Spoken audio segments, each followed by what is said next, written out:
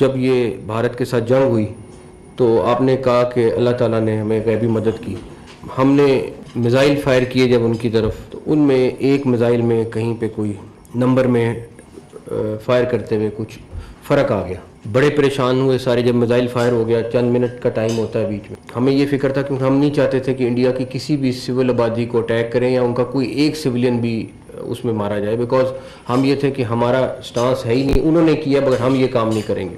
अल्लाह की तरफ से क्या मदद आई, वही मिज़ाइल जाके उनका जो सबसे बड़ा ऑयल का डिपो था उसमें जाके लग गया और वो पूरी आबादी बच गई। और वहाँ पे आपने देखा होगा वीडियोस में जो सबसे बड़ी वो आग वाली वीडियो है वो उसकी है।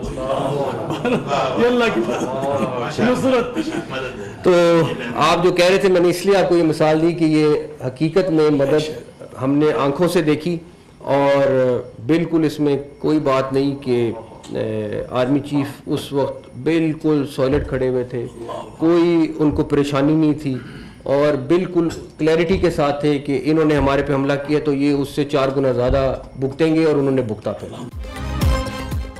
ईरान सीज़ फायर के पीछे भी वर्दी है। वज़ीर आज़म ने भी ईरान इसराइल जंग रुकवाने में अहम किरदार अदा किया। जंग रुकवाने पर पाकिस्तान को फ़ख्र है। जंग के दौरान फील्ड मार्शल बड़े क्लियर थे, भारत को 4 गुना सख्त जवाब देना है। पाकिस्तान के भारत के खिलाफ हमलों में अल्लाह की गैबी मदद शामिल थी। अल्लाह की मदद से भारत की जानिब से फायर किए गए मिसाइल हदफ तक नहीं पहुंचे। हमारे हदफ से आगे जाने वाले मिसाइल भी सही निशाने पर लगे। वज़ीर दाखिला मोहसिन नकवी की इस्लामाबाद में उलमा कराम के साथ गुफ्तगू। कहते हैं मुहर्रमुल हराम में तमाम उलमा मोहब्बत, भाईचारे और अमन को फ़रोग़ में 14 अगस्त को तमाम मकातिब फ़िक्र के उलमा फैसल मस्जिद में इकट्ठे नमाज अदा करेंगे।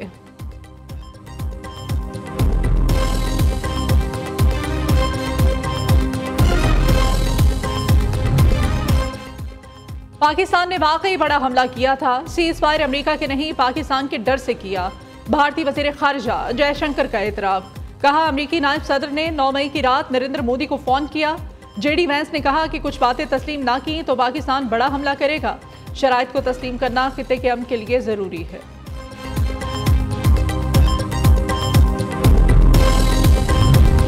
वज़ीर आज़म आज 2 रोज़ा दौरे पर आज़रबाईजान जाएंगे। शहबाज शरीफ इक़्तिसादी ताउन तंजीम के 17वें सरबराही इजलास में पाकिस्तानी वफ़द की क़यादत करेंगे। वज़ीर आज़म इलाक़ाई और आलमी चैलेंजेस पर पाकिस्तान का नुक़्ता नज़र पेश करेंगे।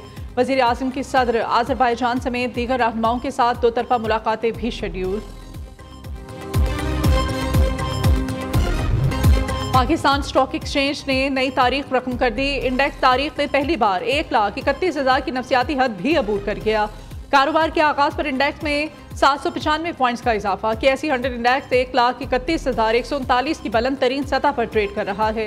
उधर इंटरबैंक में अमरीकी डॉलर 15 पैसे सस्ता 283.95 रुपए से कम होकर 283.80 रुपए पर आ गया। पाकिस्तान पर भारतीय इल्जामात को आलमी बिरादरी ने फिर मुस्तरद कर दिया। पहलगाम वाक़े पर क्वाड मुमालिक का मुश्तरका बयान जारी। CNBC के मुताबिक अमेरिका, जापान, ऑस्ट्रेलिया और भारत की जानिब से पहलगाम वाक़े की मज़म्मत और फौरी इंसाफ का मुतालिबा। क्वाड मुश्तरका बयानिए में न सिर्फ पाकिस्तान का नाम लिया गया, न ही पाकिस्तान को हमले का जिम्मेदार ठहराया गया। मोदी सरकार पाकिस्तान को आलमी सतह पर बदनाम करने के बजाय खुद आलमी सतह पर बेएतबार साबित हुआ।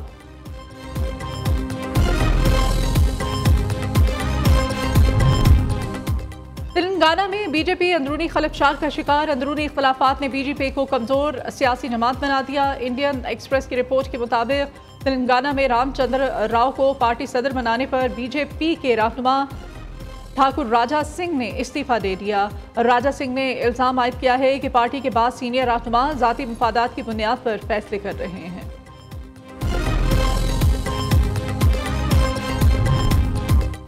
शहरियों के लिए सस्ती सवारी भी महंगी हो गई। महकमा रेलवे ने 2 हफ्तों के दौरान दूसरी मरतबा किरायों में इजाफा कर दिया। मुसाफिर ट्रेनों का किराया 2% बढ़ा दिया गया। रेलवे ने 18 जून को भी किरायों में 3% इजाफा किया था। किरायों में इजाफे का इत्तला कल से होगा, नोटिफिकेशन जारी।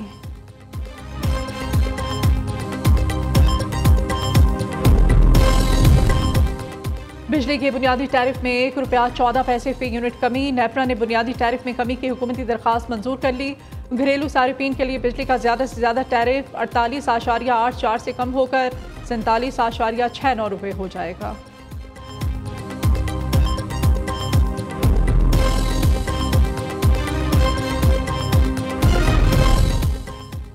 अपोजिशन की पंजाब असम्बली में हंगामा आराई का मामला, अपोजिशन के 26 अरकान मुअत्तल और डी सीट करने का रेफरेंस तैयार। स्पीकर मलिक अहमद खान इस्लामाबाद पहुंच गए।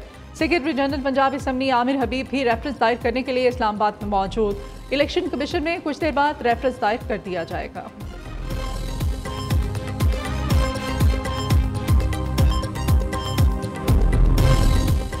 मेरी हुकूमत गिराकर तो दिखाओ, मैं सियासत छोड़ दूंगा। वजीर आला अली अमीन गंडापुर का रियासत को चैलेंज, कहा तुम साजिशों और गैर आईनी इक़दाम में नाकाम हो गए, अब कानूनी तरीके से KP की हुकूमत खत्म करके दिखाओ।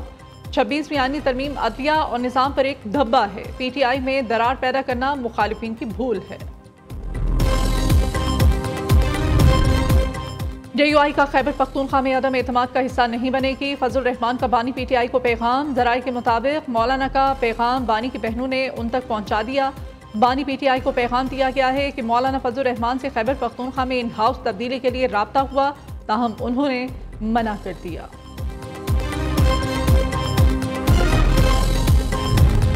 पेशावर हाई कोर्ट में सानहा सवात की तहकीकात से मुताल्लिक case chief justice SM Atiq Shah समाअत कर रहे हैं। एडवोकेट जनरल मुतल्लिका इस्लाह कमिश्नर्स और दीगर अफसरान अदालत में पेश। चीफ जस्टिस ने तहकीकात पर मामूर चेयरमैन प्रोविंशियल इंस्पेक्शन टीम को भी तलब कर लिया। कहा कि गफलत बरतने पर जिम्मेदारों का तयन करें।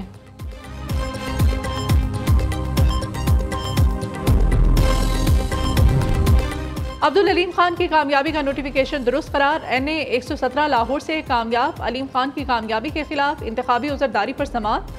लाहौर हाई कोर्ट ट्राइब्यूनल ने इलेक्शन पिटिशन नाकाबिल समाअत करार देते हुए मुस्तरद कर दी।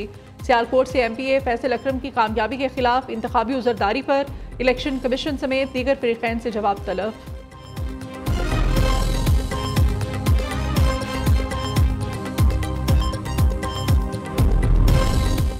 मोटरसाइकिल सवार दोनों अफराद के लिए हेलमेट लाजमी करार देने का फैसला। चीफ ट्रैफिक पुलिस इस्लामाबाद का कहना है पहले शहरियों को हेलमेट की अहमियत से आगाह किया जाएगा। 2 हफ्ते बाद डबल हेलमेट ना पहनने वाले मोटरसाइकिल सवारों को जुर्माना किया जाएगा। हेलमेट के इस्तेमाल से जिंदगियां बचाने की शरह में 50% तक इजाफा होगा।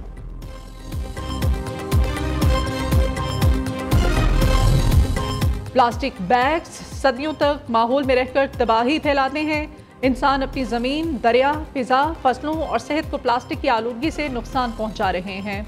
वज़ीर आला पंजाब मरियम नवाज शरीफ का प्लास्टिक बैग फ्री डे के मौके पर पैगाम, कहा प्लास्टिक का इस्तेमाल कैंसर समेत दीगर मुहलिक अमराज की वजह बन सकता है। स्कूलों, कॉलेजों और कम्युनिटीज़ में प्लास्टिक फ्री पंजाब का शाऊर और आगाही की मुहिम जारी है।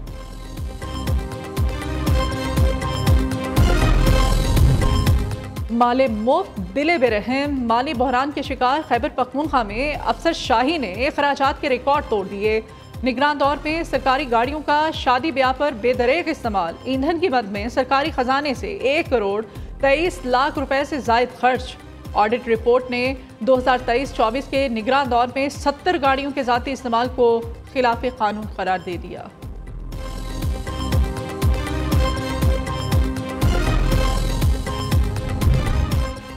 कर्क टेरी और करीबी इलाकों में मूसलाधार बारिश, बरसाती नालों में तुगयानी, 12 साला बच्चा बरसाती नाले में डूबकर जामहक।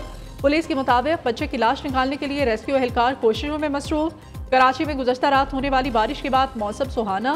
दूसरी जानिब एक और मानसून सिस्टम मशरक़ी इलाकों में दाखिल। खैबर पख्तूनख्वा में 5 से 11 जुलाई तक मूसलाधार बारिशों का इम्कान। नदी नालों में तुगयानी का खदशा। NDMA ने सैलाब और अर्बन फ्लडिंग का अलर्ट जारी कर दिया। 8 से 11 जुलाई के दौरान कराची में भी मजीद बादल बरसेंगे।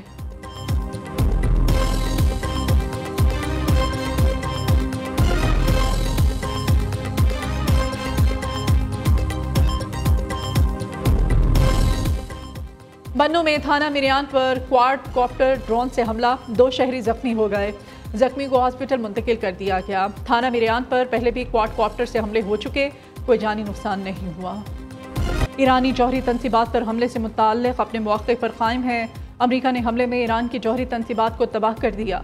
तर्जमान पेंटागन के मुताबिक ईरानी जौहरी प्रोग्राम को 1 से 2 साल पीछे धकेल दिया गया। हमारे हमलों ने ईरान को जौहरी बम बनाने के लिए दरकार अज्जा को नुकसान पहुँचाया। तर्जमान अमरीकी महकमा ख़ारजा टैमी ब्रूस का कहना है ईरान को यूरेनियम अफसोदगी पर आलमी एजेंसी से तामुन करना होगा। मशरिक़ वस्ता हमेशा के लिए तब्दील हो गया।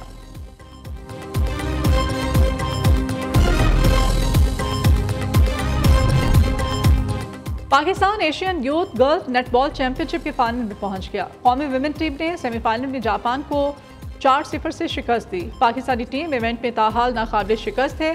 चैंपियनशिप का फाइनल कल जनूबी कोरिया में खेला जाएगा। और करबला मार्का हक व बातिल 7 मुहर्रमुल हराम को शहजादा कासिम बिन इमाम हसन अलैहिस्सलाम शहीद हुए। शहादत के वक्त कासिम बिन इमाम हसन सिर्फ 13 साल के थे। आज के दिन यजीदी लश्कर ने अहले बैत पर दरिया फिरात का पानी बंद कर दिया था। शहदाए करबला की याद में मजालिस का इनेकाद, शहर शहर अलम, ताज़ियों और शबीह जुल्जना के मातमी जुलूस बरामद। सिक्योरिटी के सख्त इंतजाम, पुलिस और रेंजर्स के जवान दस्ते तैनात।